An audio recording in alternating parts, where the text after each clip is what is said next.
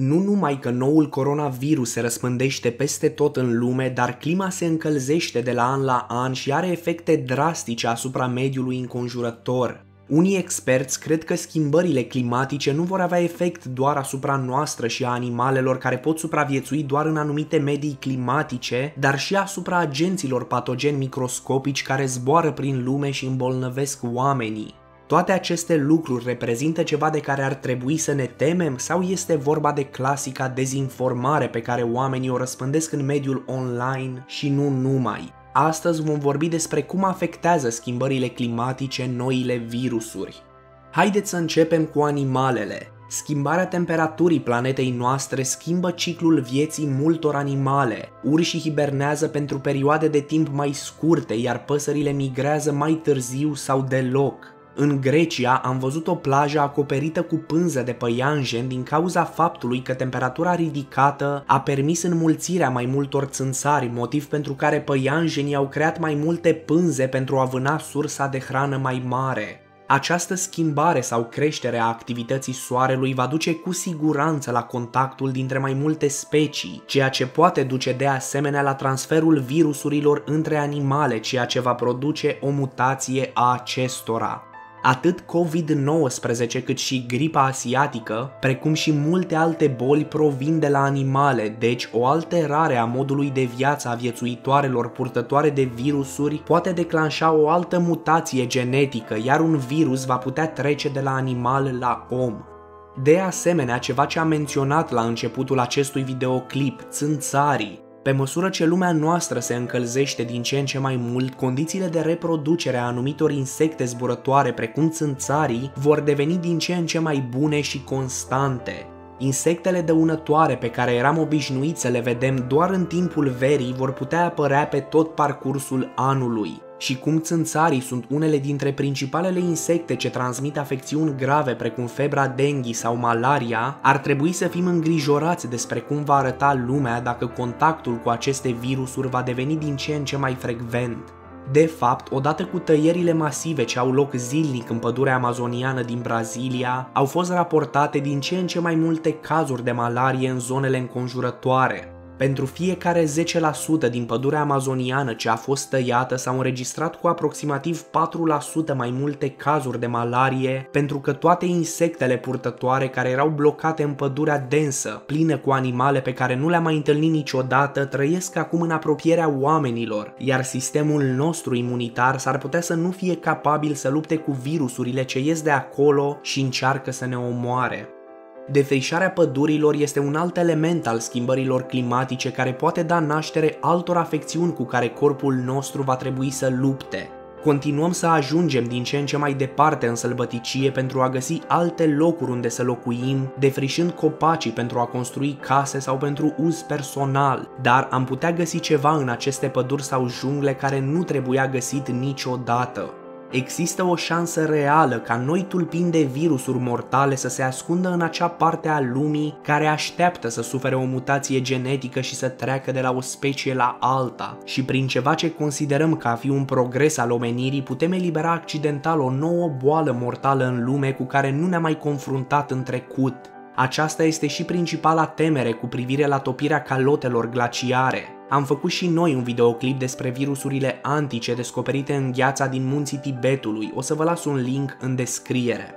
Nu cunoaștem ce se ascunde în gheața antică, pot exista virusuri care pândesc acolo de milioane de ani, ceea ce înseamnă că acestea pot provoca o extinție în masă a oamenilor și ne aflăm la un pas de una fără să fim conștienți de acest lucru.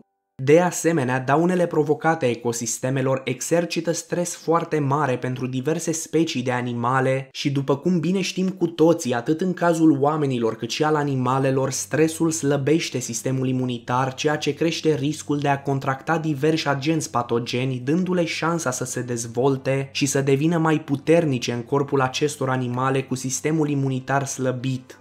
De asemenea, aceste animale, fie sănătoase sau nu, obișnuiau să trăiască în pădurile dense unde oamenii nu au ajuns niciodată, însă vom începe să intrăm în contact direct cu ele din ce în ce mai des.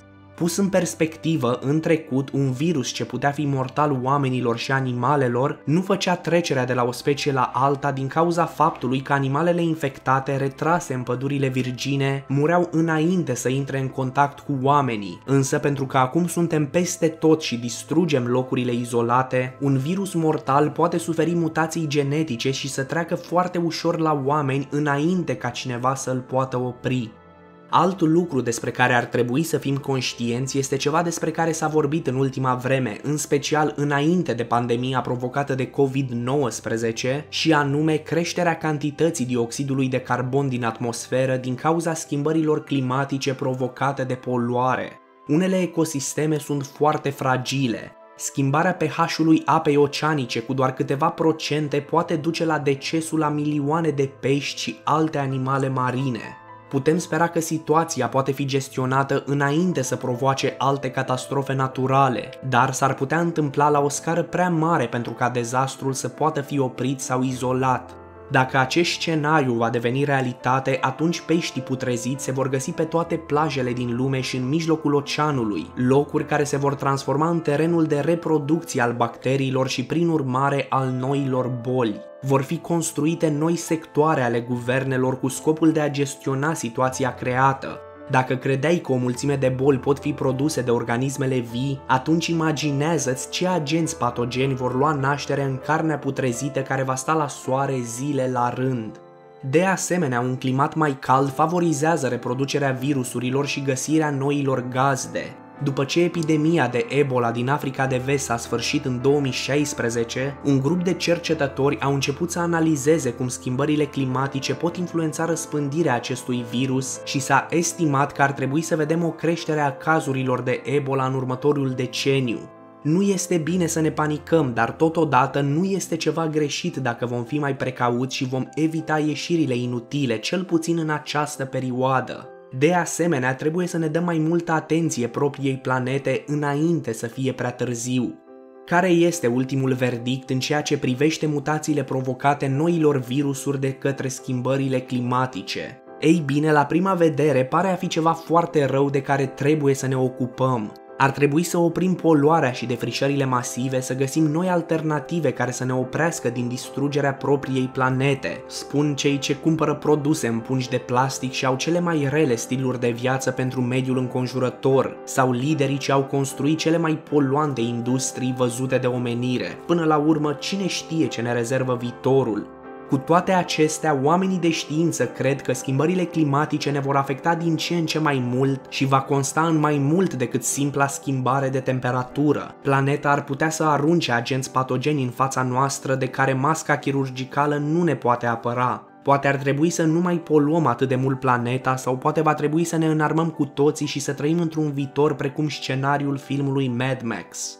Nu putem prezice cu exactitate ce se va întâmpla, dar sunt sigur că putem fi conștienți de lucrurile rele pe care le facem în prezent și că ne putem opri înainte să fie prea târziu.